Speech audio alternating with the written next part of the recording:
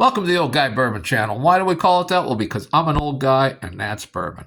And before we get started, please like, subscribe, share, leave a comment, ring the notification bell. You know the drill. Help an old guy out. Today, we'll be reviewing Benchmark Small Batch Bourbon. Now, this is 90 proof. Now, bourbon has a lot of rules. Like in order to be bourbon, it has to be aged in new oak barrels. Has to be at least 80 proof in a bottle. Can't enter the barrel at higher than 125 proof. 125 proof is the max you can put it in the barrel at.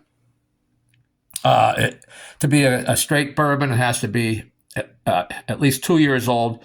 But if it's less than 4 years old, it has to carry an age statement. To be a single barrel, all the bourbon in the bottle has to be from one single barrel. To be barrel strength or cask strength, the bourbon has to go into the bottle without being watered down. Whatever proof it was in that cask when you go to barrel it has to be what goes in the bottle. All kinds of rules. Then we have small batch. Now, small batch really doesn't have any rules. It's just a small batch can be 5, 10 barrels. It can be 1,000 barrels. It could be tens of thousands of barrels. So the small batch is really a kind of a meaningless thing, but a lot of places use it, and a lot of places do make them smaller batches. I mean, but in this case, who knows how small of a batch this is? But the good thing is this is the third benchmark I'm reviewing. The first one was the old number 8 at 80 proof, and the second one was the top floor at 86 proof. And this is a small batch at 90 proof. So we're moving up in proof. And again, I paid $22 for this on sale. In your area, you may get it cheaper. You may have to pay a little bit more, or maybe you can't even find it. So, it's all relative, that price. Now, this one, the color is like a medium gold color. I think it's a little darker than I remember the top floor and the old number 8 being, but I could be wrong. Let's get in on the nose. Now, not an overpowering nose again by any means. But you're getting a lot of that standard bourbon on the nose. Vanilla, oak, cinnamon. Take a little sip.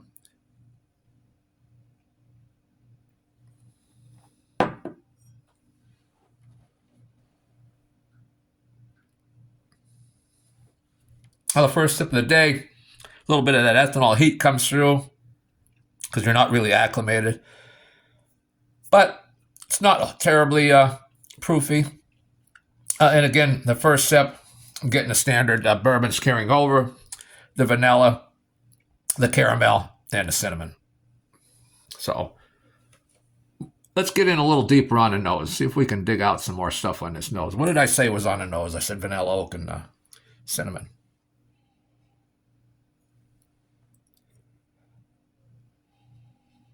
Getting in deeper now, I can get some green apple, some honey.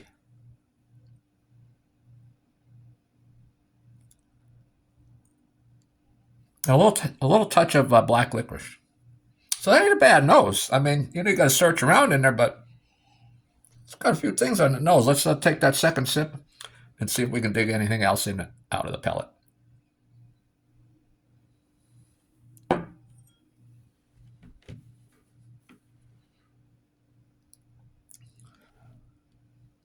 Again, the vanilla comes through real nice. That caramel comes through real nice. Nice hot from that cinnamon. Now I'm getting some of that honey sweetness. There's some other things in there. Let me take a third. We'll go around 3, just so if I can dig everything out of here I possibly can out of this $22 bourbon.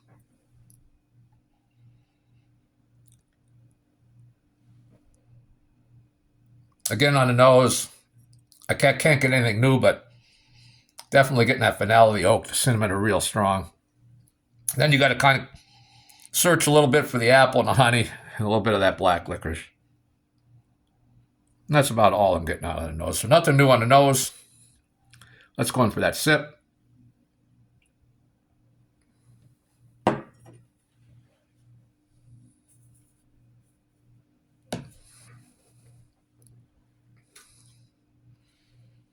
Now that third sip, that cinnamon's kind of, and maybe a little oakiness and some cinnamon, some spiciness on my tongue, but also that honey sweetness, the vanilla, the caramel, of course, the green apple still there, and a little bit of apricot.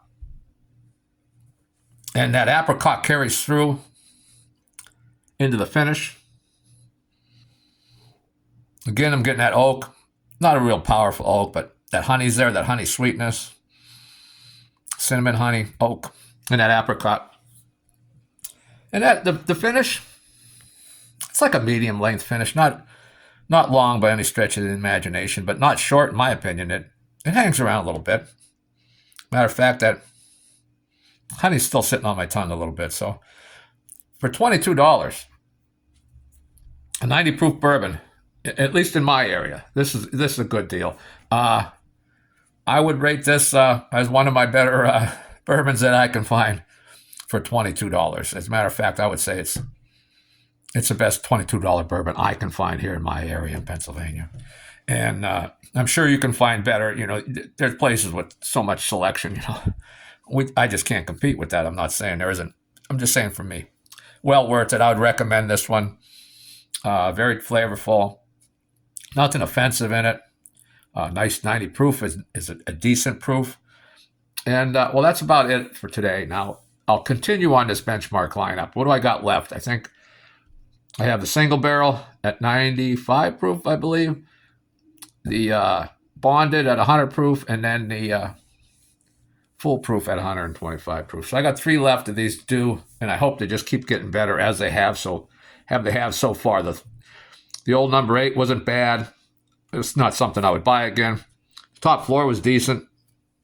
I'd purchase it again. And this one, I'd definitely purchase. I mean, for $22. And again, you know, maybe you can get it for 10 or 15 or, you know, a 19 or whatever. Or you can get other bourbons that I can't get that, is much better, you know. And that's fine. Leave a comment. I'm always looking for new bourbons. And I buy bourbons out of state, you know, so I can hunt around for some stuff.